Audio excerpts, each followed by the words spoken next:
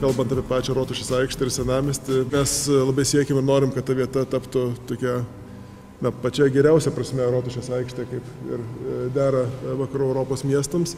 Ir žmonės plūstų būtent į Rotušės aikštę, o ne pro ją. Ir manau, kad viešbutis, aišku, vienas iš tokių svarbių žingsnių yra, kuris leis tai pasiekti. Iš savo pusės be jokios abejonės tos rekonstrukcijos, kurias darome, tai ar Vilniaus gatvės, ar Vokiečių gatvės planuojama, arba dar Bokšto gatvės, tai labiau integruoja Rotušės aikštę į visą aplinką senamiesčio ir tai dar labiau leis įkontekstinti ir šitą viešbutį ir pasiekti bendrus šiuo atveju tikslus. Ir kai aš išgirstu, kad tai planuojama, kad tai turėtų būti ir kultūros centras su parodom ir taip toliau, tai aš labai džiaugsiuosi pakviesdamas miestiečius į čia vykstančius renginius.